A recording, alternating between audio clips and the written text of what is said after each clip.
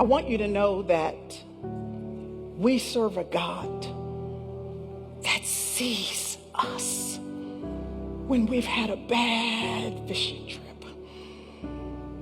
I want you to know that the crowd is never too vast, never too big, never too chaotic. There are never such a multitude of other issues and concerns and needs that are swirling around us, that his attention is so frayed and diversified that he does not have the capacity in that moment, even with all the other needs and concerns, even that we've heard about tonight, that sometimes when we feel lost in the crowd, we just need to be reminded that we serve a God who's got his eyes on you. At the thing that you've been given your best shot at in your marriage, nobody else sees it because that's not what we post on Instagram. But you've got the concern in your marriage and the concern with your kid, the things that makes your eyes water or the beads of sweat bubble on your brow, the concerns that make your heart palpitate, your financial issues that no one else might be aware of, the concerns you have about your own health because of the call you just got from that doctor, about your child at school, the issues that you are dealing with that you feel like nobody else sees. I just flew over from Dallas, Texas to remind you that you serve a God who's got his eyes on you. He sees you, that you are not lost in the crowd.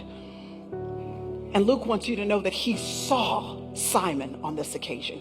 Even with all the pressing that was going in around him, he saw Simon, and you serve a God that sees you.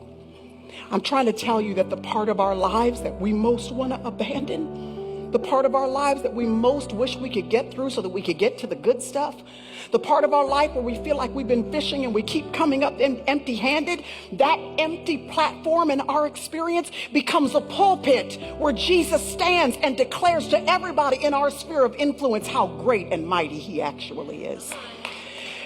It's not just our successes and our victories that tell people about the power of God. It's also where we've been fishing and all our talent and all our skill and all our prowess and all our connections and all that we have, no matter how much we gave, wasn't able to yield the desired results. It's when we have emptiness and God steps in and says, but in your weakness, let me show you how my strength is made perfect.